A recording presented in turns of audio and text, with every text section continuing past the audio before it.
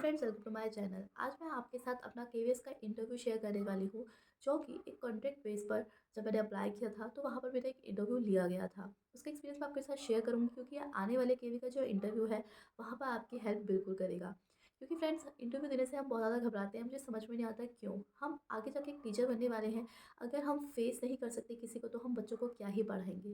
तो ये फ़ोबिया अपने मन से निकाल दीजिए कि इंटरव्यू देना बहुत ज़्यादा डिफ़िकल्ट है। हिंदी या इंग्लिश मीडियम वालों इनमें से किसको लेंगे? तो फ्रेंड्स देखिए, सब कुछ भी नहीं होता। अगर आपकी कम्युनिकेशन स्किल्स अच्छी हैं, चाहे वो हिंदी में हो चाहे इंग्लिश में हो, इससे कोई फ़र्क नहीं पड़ता, आपको ले लिया जाएगा। तो फ्रेंड्स चलिए बिना किसी देरी के मैं वीडियो को स्टार्ट करती हूँ, लेकिन अगर आप मेरे चैनल पर नए हैं तो चैनल को सब्सक्राइब करें, वीडियो पसंद आए तो लाइक करना ना भूलें। देखिए फ्रेंड्स, जब मैं रूम के अंदर गई तो वहाँ पर प्रिंसिपल, वाइस प्रिंसिपल्स और 2 टीचर्स और बैठे थे। मुझे नहीं पता कि वो कौन थे, बट वो बैठे हुए थे। एंड फ्रेंड्स, सबसे पहले तो जो बेसिक क्वेश्चन होता है वो सभी पूछते हैं कि इंट्रोड्यूस योरसेल्फ। और मैं आपको बता दूं कि वहाँ पर मेरा पहला इंटरव्यू था। मतलब वहाँ पर 20 लोग बैठे थे और पहला नंबर मेरा ही था। मुझे बहुत ज़्यादा घबराहट हो रही थी। मैं आपको बेनिफिट भी बताऊंगी कि जब मेरा पहला इंटरव्यू हुआ तो उनको क्या बेनिफिट रहा और जिनका बाद में हुआ उनका बेनिफिट क्या रहा। तो देखिए फ्रेंड्स, उसके बाद उन्होंने मेरे से इंट्रोडक्शन पूछा, तो मैंने जो गलती की थी अपना इंट्रोडक्शन देने में, मैं आपको बताती हूँ। मैंने अपना इंट्रोडक्शन अच्छे से दिया, बताया कि मेरा नाम क्या है, मैं कहाँ से हूँ, मेरी एजुकेशन क्या है। उसके बाद एक्चुअली क्या हुआ था कि हमारे बीएड के अंदर एक इंटरनेशनल सेमिनार हुआ था, जहाँ पर पोस्को का सेमिनार हुआ था। तो जो मैंने अटेंड किया था तो उसका सर्टिफिकेट मेरे पास था। तो मैंने थोड़ी ओवर स्मार्टनेस दिखा दी और मैंने बोला कि मैंने एक सेमिनार अटेंड किया था पोस्को से रिलेटेड। तो अब वहाँ पर जो इंटरव्यूअर था उसने मुझसे क्वेश्चन पूछ लिया कि पॉस्को किस एक्ट के अंदर आता है, और आई एम लाइक कि मैं बिल्कुल लल थी। मतलब मैंने जस्ट इसलिए बता दिया था कि इंप्रेशन ज़्यादा अच्छा पड़ेगा, लेकिन यहाँ पर मैं खुद फंस गई और मुझे बोलना पड़ा सॉरी सर। एक बात अच्छी है, अगर आपको कुछ नहीं आता तो आप उसे एक्सेप्ट कर लीजिए और सॉरी सर बोल दीजिए, काम चल जाता है। तो वो थोड़ा हंसे थे, but it will be okay. उसके बाद उन्होंने मेरे से पूछा कुछ ऐसे क्वेश्चंस जो मेरे लिए बहुत इजी थे उस वक्त, क्योंकि उस वक्त मेरा सीटेट टेस्ट क्लियर हुआ था और उसी से रिलेटेड उन्होंने पूछ लिया। लाइक कि प्लेवे मेथड किसने दिया है, आप बच्चे को क्लास में किस तरीके से पढ़ाएंगी, अगर आपको बुक्स यूज़ नहीं करनी है तो आप किन ऑब्जेक्ट्स को यूज़ करेंगी, या क्या वेज हैं जिससे आप बच्चे को पढ़ा सकती हैं। अब फ्रेंड्स, यहाँ पर एक इंटरेस्टिंग थिंग ये हुई थी कि उन्होंने मुझे ना फंसा दिया। उन्होंने जब तक मुझसे क्वेश्चन पूछे जब तक मैं फंस नहीं गई अपनी ही बातों में। तो फ्रेंड्स मैं बताती हूँ, मतलब बहुत स्मार्टली वो इंटरव्यू लेते हैं, वो देखना चाहते हैं कि सामने वाला कहाँ तक सोच सकता है। तो फ्रेंड्स हुआ ये था कि उन्होंने बोला कि आप अगर ईवीएस के टीचर बन जाते हैं तो आप बच्चे को एनवायरनमेंट से कैसे जोड़ के रख सकती हैं।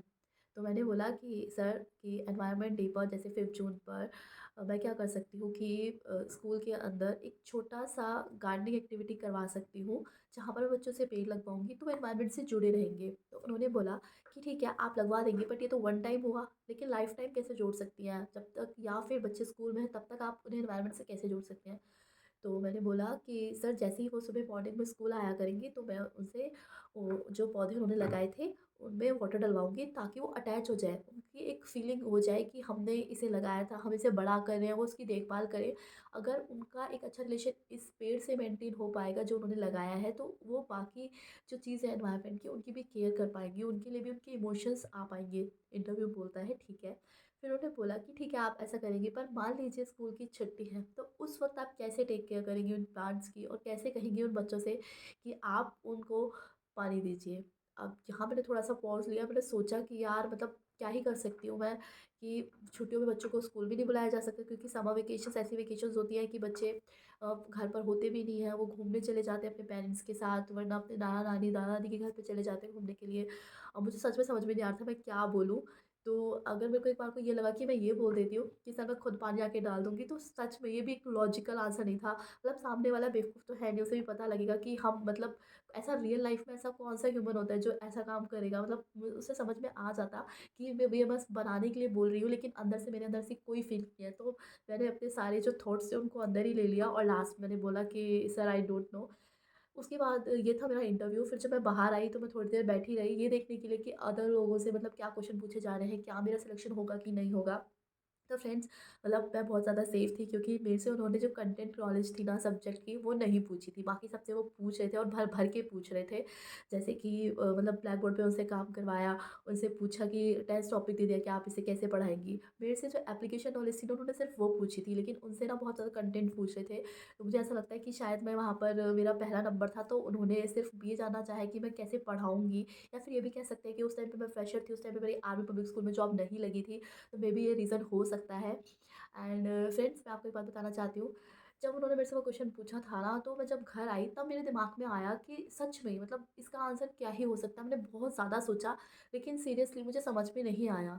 एक बार को मुझे लगा कि शायद मैंने गलती कर दी, मुझे वहाँ पर उनसे पूछ लेना चाहिए था कि सर आप ही कोई आइडिया बताइए। लेकिन सच में मैं आज भी इस बारे में सोचती हूँ तो मुझे समझ में नहीं आता कि मैं उन प्लांट्स की कैसे टेक केयर कर सकती हूँ उस टाइम पर जब बच्चे भी स्कूल नहीं आ रहे और हमारी भी छुट्टी है।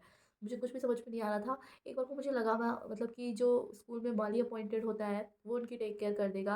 लेकिन फिर मुझे याद आया कि उन्होंने पूछा था कि आप खुद और बच्चों को कैसे करवा सकती हैं उसकी टेक केयर, मुझे कुछ भी समझ में नहीं आ रहा था।